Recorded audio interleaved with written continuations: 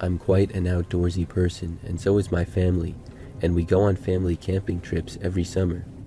I'm an experienced hiker and outdoorsman, and I frequently visit trails and parks, sometimes by myself, just to get my mind off things. I'm a teacher, so I have winter, summer, and spring break off, where I can take multiple day trips and camp somewhere. This occurred during winter break. It had snowed heavily, and the weather was cold, but in a magical Christmas way. I was going through a tough time in my life, so just to have something nice to do, I went out to a wooded area with my trailer to camp. It was a pleasant surprise to see that the park was void of people clearly not wanting to be in the cold weather. Me, on the other hand, had loved the snow and cold. It's just peaceful for me. I booked my campground spot for 3 nights. On the second night, it was amazing. The snow was nice and soft, and the moon was bright. It was perfectly bright enough to see almost the entire forest with a gentle blue glow. I just had to go on a night walk. That's how nice of a scene it was. The trails around the area go pretty far, so I left just after sundown. Most of the walk was uneventful. At the 2/3 mark of the trail, I heard a sound coming from the trees, a barely noticeable huff like something had been startled. I was surprised and immediately thought that it was another hiker. I looked in the direction of the noise, and if I were to tell you that I was so scared I heard ringing in my ears, it would be an understatement. I only saw his silhouette. He was tall, freakishly tall, at least 8 feet tall, long arms going down to his knees, standing upright like a person. He had weirdly proportioned features, almost like what you see in skinwalker stories, except I don't think that's what it was. He stood there like he was shocked that I was there, like he had never seen a person before. He wasn't aggressive, but more curious. I looked at him like I'd never seen anything like him. We were almost parallel to each other in our reaction.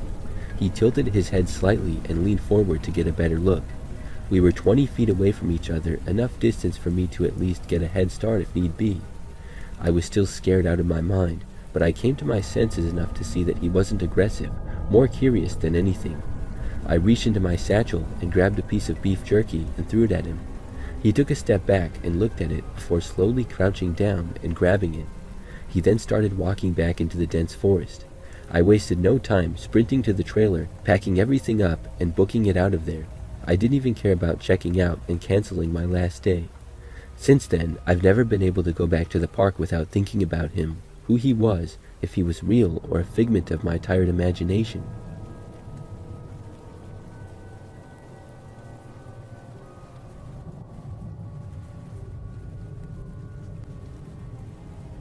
It was my friend's 17th birthday. He's really into camping and various other outdoor activities. I was invited along with a few other friends, but because it was a really busy time of the year before graduation, only 4 of us ended up going. It was my friend and myself, and then his 13-year-old brother, who had also brought a friend. We camped at a lake out of town, a little bit into the woods. The spot we camped in was a small clearing. It wasn't an actual official camping spot, but it worked well nevertheless. We ended up cutting our own firewood from nearby trees. We didn't want to, but my friend forgot firewood, and we didn't have any cell phone service where we were. If you've ever cut down trees with smaller camping saws and hatchets, you know it takes a while, even with the 4 of us. Over the course of 4 hours, we acquired quite a collection of firewood, so when the sun started to set, we got hungry and wanted a fire. The fire took an hour to start. Thanks to the rain that morning, the woods was very damp. Eventually, with the help of some hand sanitizer in my backpack and the wood drying out from our other attempted fires, we got a decent fire going.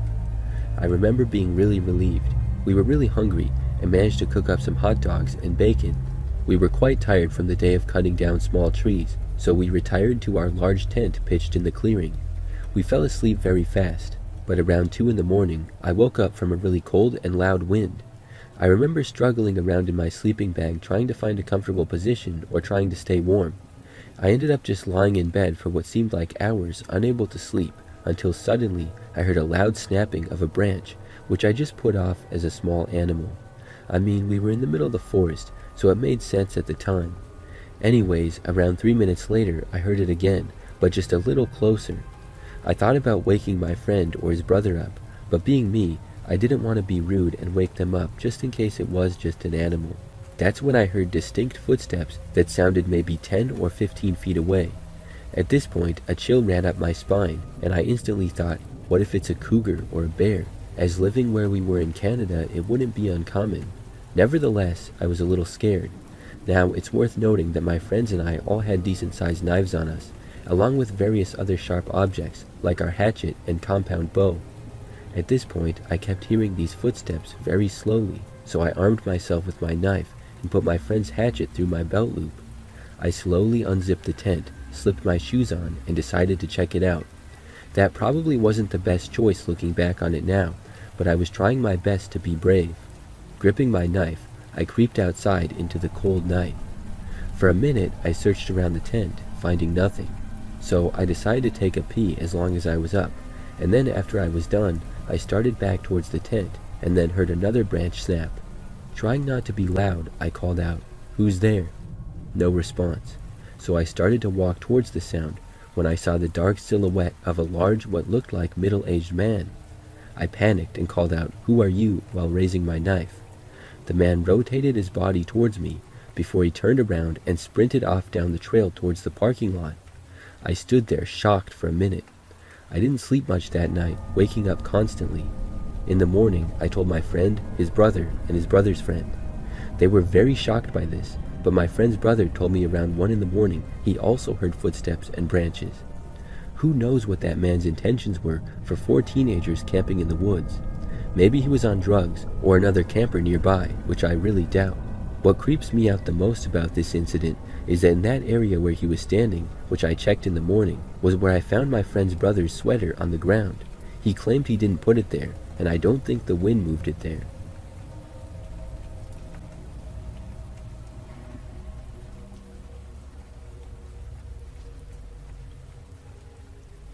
In the summer of 1988, my aunt was a college student in Utah. She and her boyfriend, who later became my uncle, went camping with another couple in a park about 40 minutes south of Salt Lake City. They picked a spot, set up their tents, and planned to stay the night. It started raining hard early in the evening. A lot of people packed up and left, but my aunt and her group decided to wait it out. After a while, the rain stopped, so they made a small campfire and tried to enjoy the night. They talked, ate, and passed the time.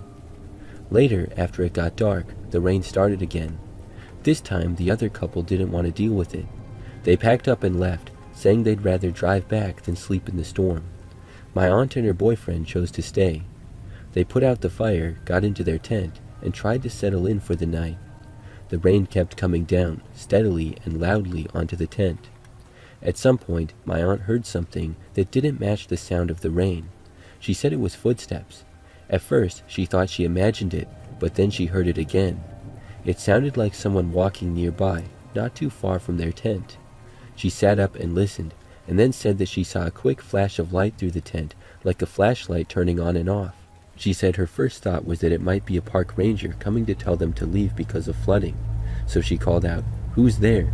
The footsteps stopped right away. That woke up my uncle. She told him what she had heard.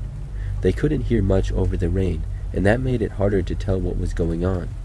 They talked quietly about what to do. They were far from other campers, and there wasn't anyone close by to help. They agreed that if they heard anything again, they would leave. So they stayed still and listened. Minutes went by, and nothing happened. After a while, they started to calm down and laid back down to try to sleep. Sometime later, both of them woke up at the same time. They heard the tent zipper slowly being unzipped. Someone was opening the tent from outside. She screamed, and my uncle reacted right away. He grabbed the heavy metal flashlight that he kept next to him, and he swung it towards the door as hard as he could. The flashlight hit something solid, and they heard a person gasp, then the sound of someone running away into the rain. They got out of the tent and ran towards their truck, which was parked about half a mile away. It was still raining, and they didn't stop until they reached it. When they got there, they found one of the back tires had been slashed. They didn't have many options, so they got in and drove anyway. Somehow, by going slowly, they managed to make it out of the park and reached a gas station a few miles away. They used a payphone to call 911 and report what happened. The next day, they went back with the police to collect their things. The officers looked around the campsite and found footprints all around their tent. They said the prints appeared to belong to a man, but they never found out who it was.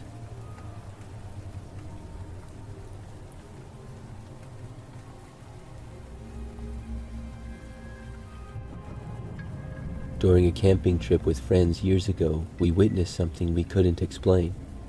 We were sitting around the fire deep in the forest off a logging road in British Columbia. We were not drinking or smoking as it was a dry trip for a friend. I noticed my good friend went silent and perked up like he was listening. He told us to shut up and listen. The forest was dead quiet with zero noise. Before, there had been frogs, birds, and regular forest sounds. He said something like, "Guys, there could be a cougar or bear around because the forest is silent. We might want to move to our cars." Before anybody could react, in the far tree line maybe 100 feet away, we saw something that completely put us all in shock. It was a small red orb, glowing like fire, producing its own light going between the trees. We watched it, flabbergasted. It was clearly passing behind and in front of trees. It lasted maybe 20 seconds, then slowly faded. After about 10 seconds, the forest sounds resumed. We all just sat there in shock after that. We took a very quick look around, and there was no road or anything in the woods. It couldn't have been cars or any other vehicle. It freaked us out so much we left and found a campsite with people and stayed there. We still bring it up from time to time when we get together. It gave me nightmares for weeks.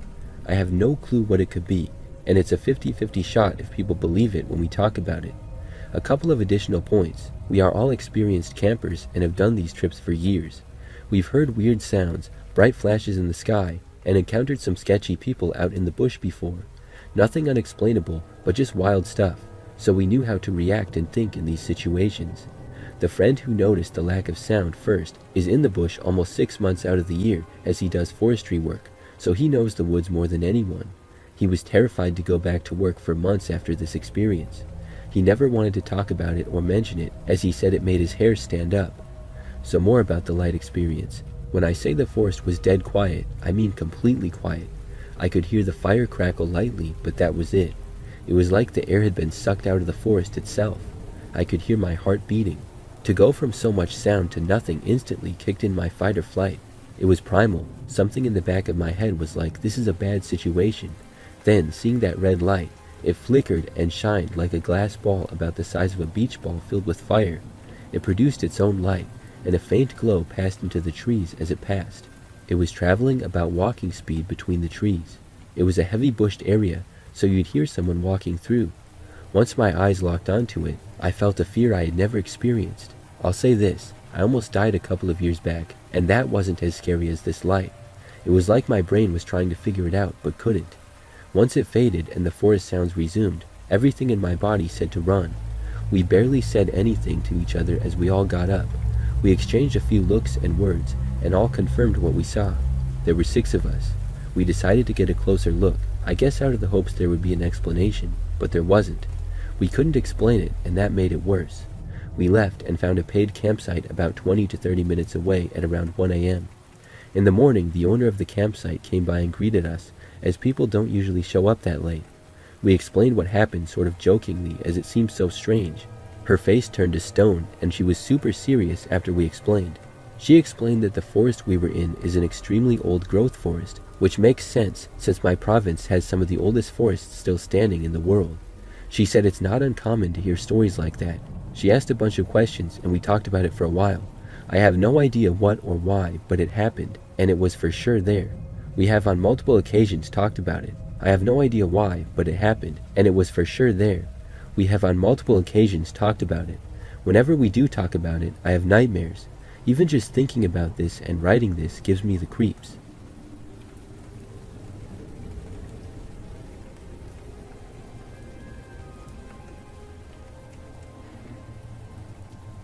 In the mid to late 1970s, my parents were in a camping club with about 5 or 6 other couples, and they camped at various campgrounds together around the Midwest.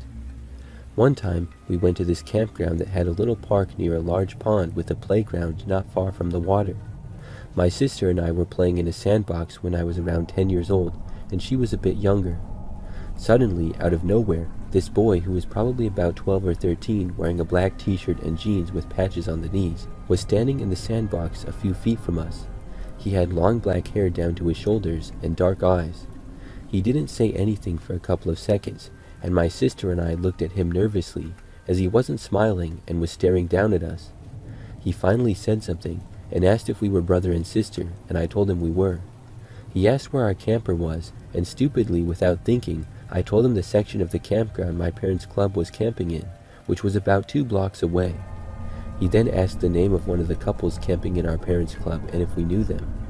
I told him yes, and the boy said that they were his aunt and uncle and he was going to surprise them later.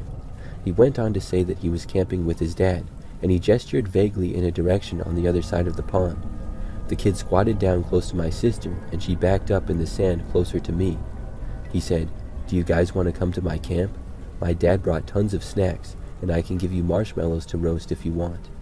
I told him my parents already had marshmallows. This conversation went on for a bit, as he listed all the snacks that he had and wanted us to come and try them. My younger sister finally said she needed to go to the bathroom, which I took as my cue to get away from this weird kid who was really starting to make me feel uncomfortable, even at that young age. I told him, "We're going back now. We'll see you later when you come to your aunt and uncle's camper." He didn't get up when we got up, but instead leaned closer to us. He said, "There are bathrooms right down that road," pointing again past the pond. He added, "It's by where our camper is. You can take her there and stop by and get some candy for my dad." I told him there was a bathroom right over by the main office, which was just across the street from the playground, and I said we would just use that one. Suddenly, the boy jumped up, kicked whatever my sister and I had been building in the sand, and jumped out of the sandbox. He yelled, "You're so dumb! Who turns down free candy?" My sister and I rushed over to the office building, and I was fearful that he would follow us there. But after a few seconds of staring at us, he turned around and began to run down the path towards the other side of the pond. I took my sister into the men's room, she did her thing, and we cautiously looked around for the boy, who was nowhere to be seen, before we hurried back to our campsite. Once there, I told my parents about what happened, and our parents' friends happened to be sitting on the picnic table having coffee with them. We told them it was their nephew who was going to surprise them. Of course, they said they didn't have a nephew, and were a bit weirded out that someone knew who they were. My sister and I stayed at the campsite for the remainder of our time there, and of course, the creepy kid never did come to our campsite.